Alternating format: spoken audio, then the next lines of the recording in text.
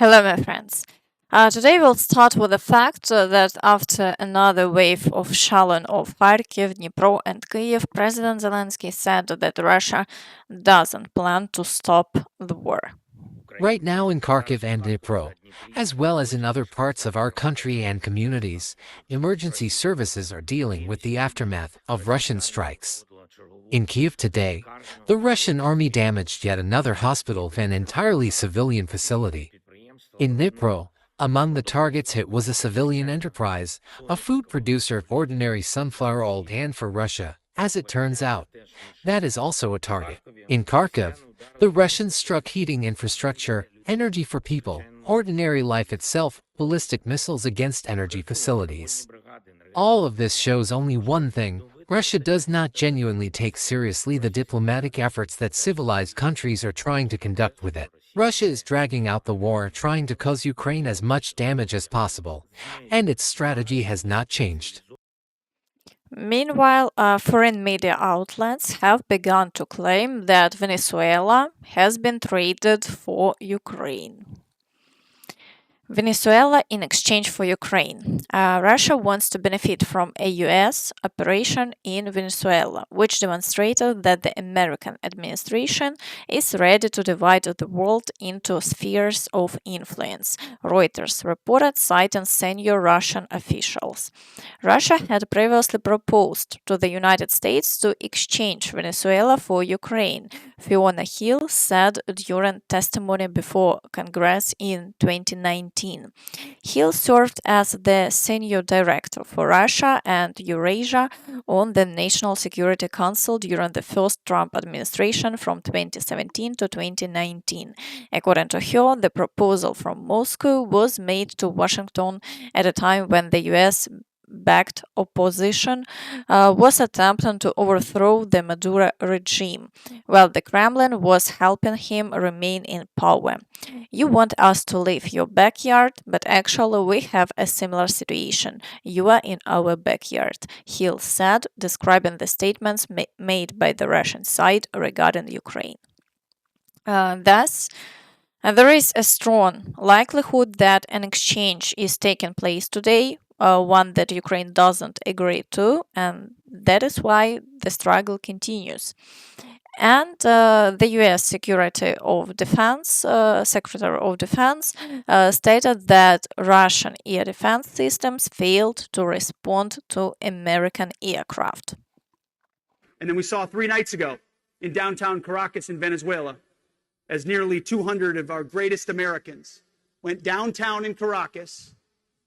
Seems those Russian air defenses didn't quite work so well, did they?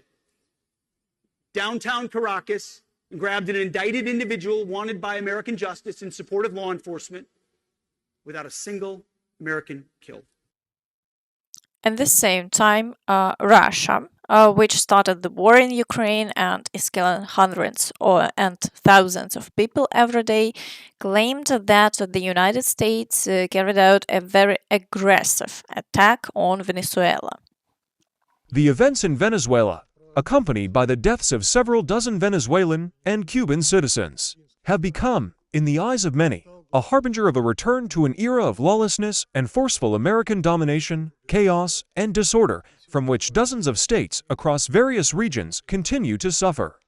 There can be no justification for the crime cynically committed by the United States in Caracas. We strongly condemn the act of armed aggression by the United States against Venezuela and the violation of all international legal norms. Overall, formal statements of dissatisfaction continue, but in reality it's possible that territories have long since been divided and Russia has given up Venezuela in exchange for Ukraine. France, what do you think about this? Be sure to share your thoughts in the comments.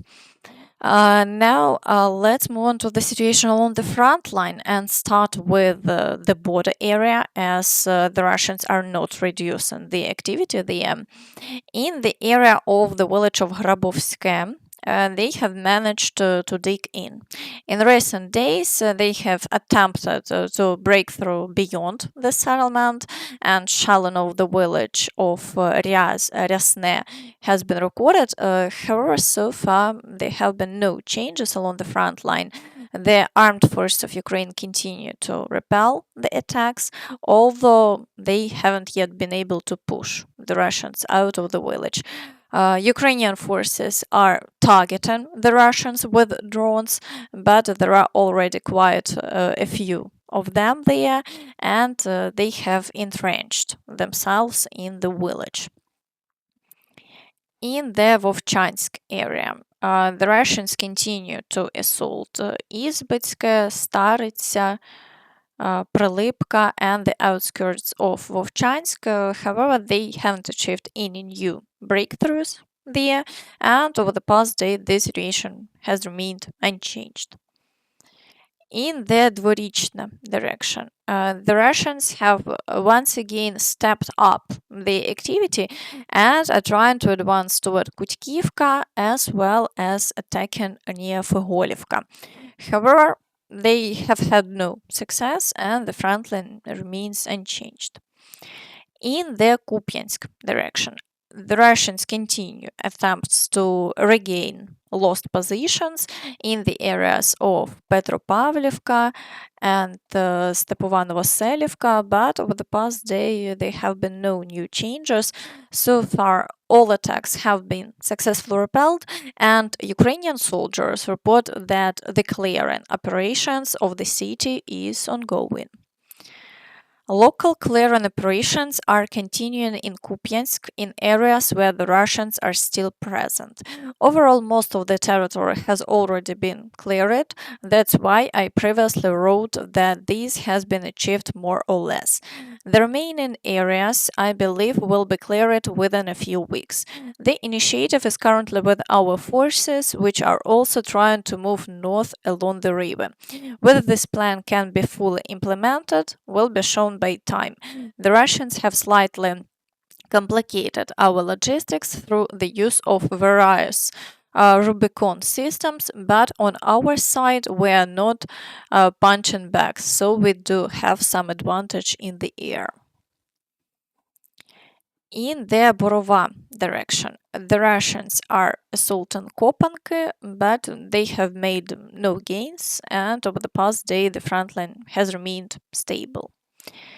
In the Lyman direction, the Russians failed to break through to Lyman and establish a foothold.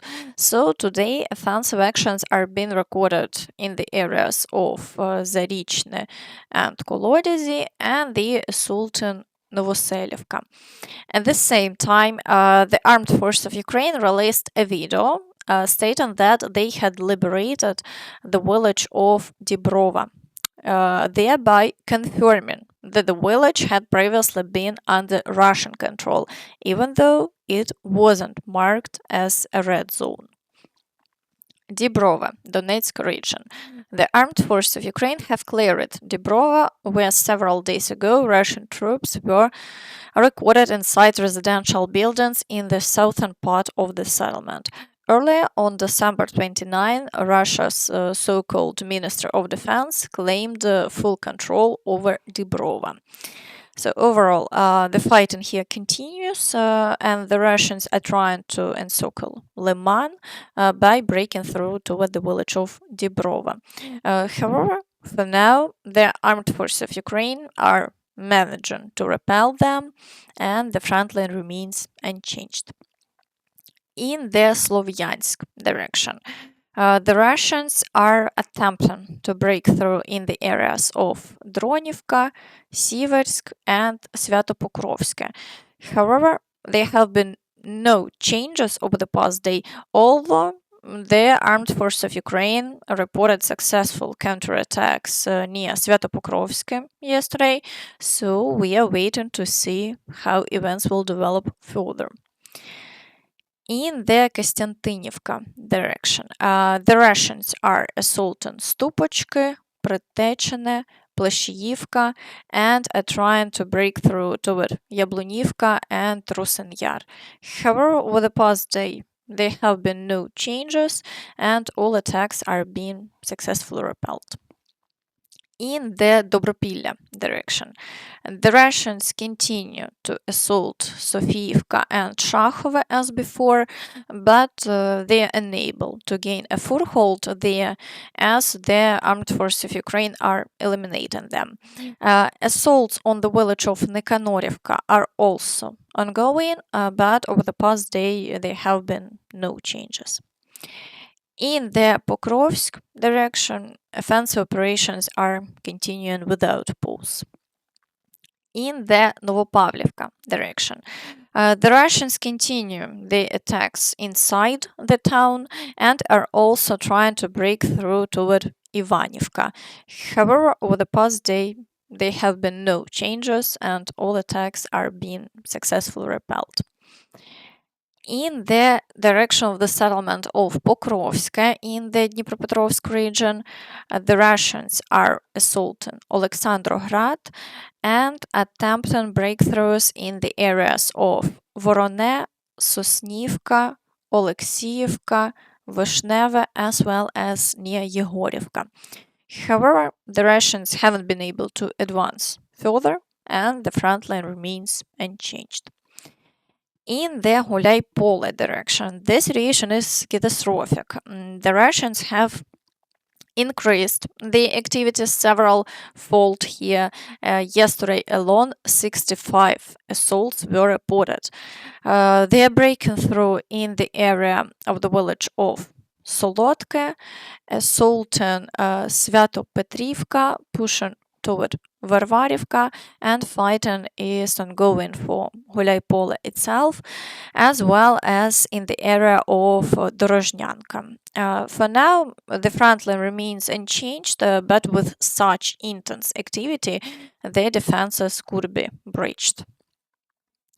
In the Zaporizhzhia direction, activity is also increasing. The Russians are assaulting Malatokmachka, Sherbaki, and Stepove, and are pushing toward Primorsk.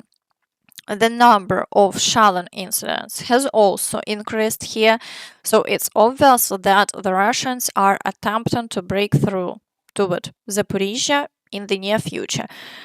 Overall, as can be seen, the Russians have practically captured Pokrovsk and Marnograd and therefore have now decided to redirect their forces towards Zaporizhzhia. As a result, activity in this area is growing. In the Kherson direction, for now the situation remains unchanged. The Russians continue shelling, but they're unable to cross to the right bank and the front line remains stable. And that's all from me. So please don't forget to like this video, subscribe to the channel, and hit the notification bell to stay updated on all the latest news. Thank you for watching and see you next time. Bye bye.